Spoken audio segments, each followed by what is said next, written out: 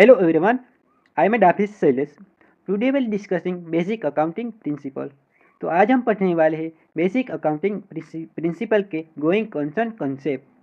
Assume that business firm would be continue to carry out its operate indefinitely. For the example, for a fairly long period of the time and would not be liquidated. It's a foreseeable future.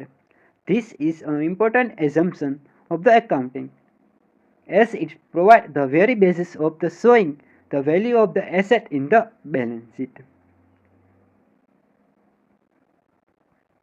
Going concern concept का मतलब है कि company का व्यवसाय को भविष्य में लगातार चलने वाला माना जाता है, जो अचानक बंद नहीं होगा।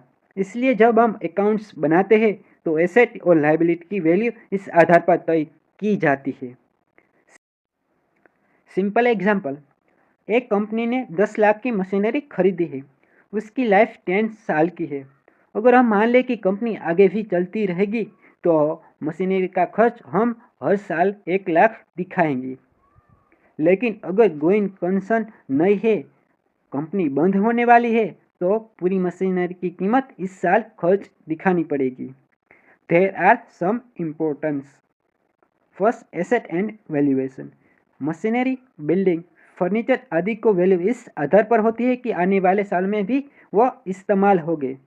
लायबिलिटी का स्टेटमेंट, यह माना लिया जाता है कि कंपनी अपने डेब्ट को धीरे धीरे समय पर चुकाएगी, तुरंत नहीं। Third, financial statement. Profit and loss account और बैलेंस शीट दोनों इस कॉन्सेप्ट पर बनाए जाते हैं। डेप्रिसिएशन, एमोटाइजेशन, प्रीपेड एक्सपेंस, उनका उपयोग तभी संभव है जब गोइंग कंसर्न कंसेप्ट लागू होता है।